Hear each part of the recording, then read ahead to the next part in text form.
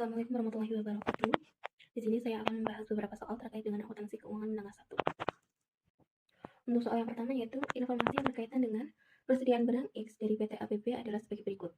Untuk tahun 2022 pada tanggal 2 Mei itu terdapat persediaan sebanyak 800 unit dengan harga Rp20.000, kemudian jumlahnya sebanyak Rp16 juta. Pada tanggal 4 Mei itu terjadi pembelian sebanyak 600 unit dengan harga Rp11.000 dan totalnya Rp6.600.000. Kemudian tanggal 9 itu ada penjualan sebanyak 900 unit. Pada tanggal 14 itu ada pembelian sebanyak 900 unit dengan harga Rp11.500 dan totalnya Rp10.350.000. Kemudian tanggal 21 itu ada penjualan sebanyak 700 unit.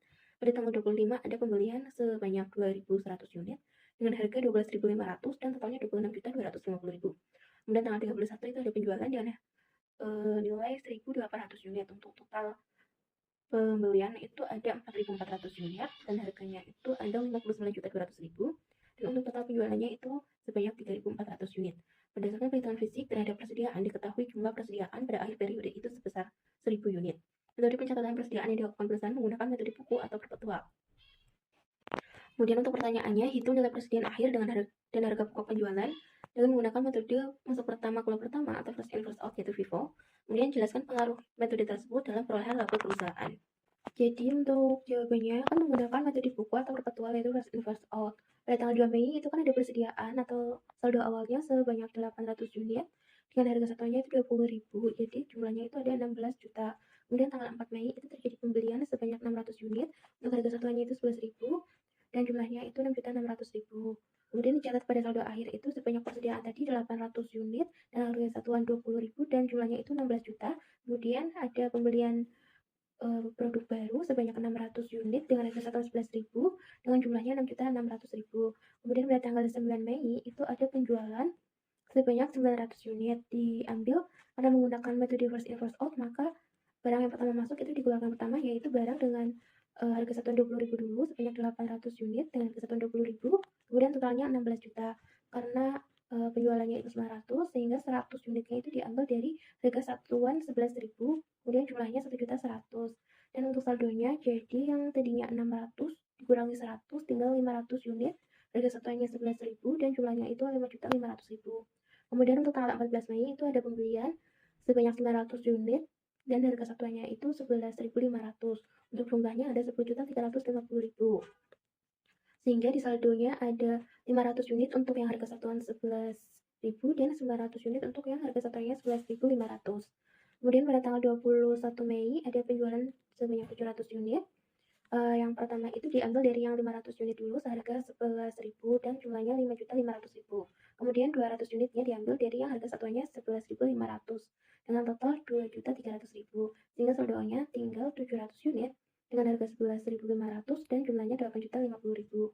Kemudian pada tanggal 25 Mei ada pembelian sebanyak 2.100 unit dengan harga satuannya 12.500 dan jumlahnya 26.250.000 sehingga untuk saldonya 700.000 yang harga 11.500 dan jumlahnya 8.050.000. Kemudian pembelian yang baru itu 2.100 unit dengan harga satuan 12.500 dan jumlahnya itu 26.250.000. Kemudian pada tanggal 31 Mei 2022 itu ada penjualan sebanyak 1.800 unit. Diambil yang pertama dulu 700 unit dengan harga 11.500 dan totalnya 8.050.000. Kemudian 1.100 unit dengan harga 12.500 dengan jumlah 13.750.000 sehingga jumlah untuk penjualannya ada 46.700.000. Untuk saldo di akhir itu ada 1.000 unit, harga satuannya 12.500 dan jumlahnya 12.500.000. Jadi untuk persediaan akhirnya itu ada 1.000 unit dikali harga satuannya 12.500, jadi jumlahnya ada 13.750.000. Kemudian untuk menghitung HPP, harga pokok penjualan itu didapat dari 16 juta ditambah 1.100.000 ditambah 5.500.000 ditambah 2.300.000 ditambah 8.050.000 dan ditambah 13.500.000 sehingga totalnya 46.700.000.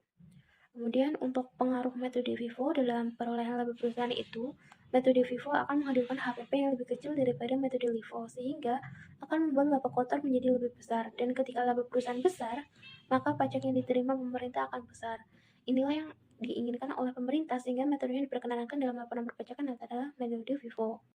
Kemudian soal berikutnya, pada tanggal 5 Juni 2022, PT Albani menjual kendaraan dengan harga 125 juta. Kendaraan tersebut dibeli pada tanggal 1 Maret 2017 dengan harga 400 juta yang ditaksir berumur 8 tahun. Metode depresiasi yang digunakan adalah garis lurus dengan taksiran nilai residu itu 100 juta rupiah.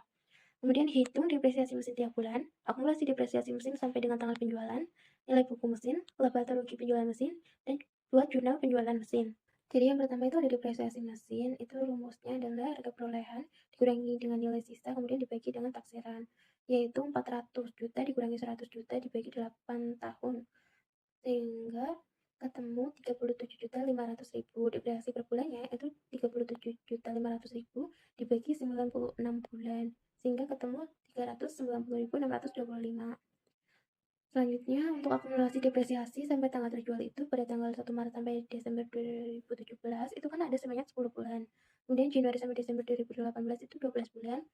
Di 2019 juga 12 bulan, 2022 juga 12 bulan, dan 2021 itu 12 bulan. Dan untuk yang 2022 itu kan dari Januari sampai Juni itu sebanyak 5 bulan.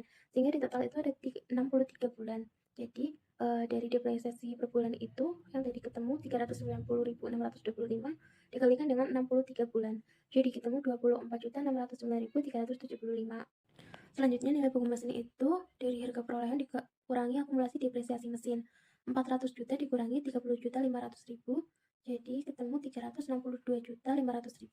Untuk laba rugi penjualan itu nilai buku dikurangi harga pasar, nilai bukunya ada 362.500.000 dikurangi 120 juta sehingga ketemu 237.500.000 yaitu rugi. Kemudian untuk jurnal penjualan mesinnya ada kas di debit senilai 125 juta, akumulasi penyusutan juga di debit senilai 30.500.000, kemudian rugi penjualan itu di debit sebesar 230.500.000 dan mesin itu di kredit senilai 400 juta.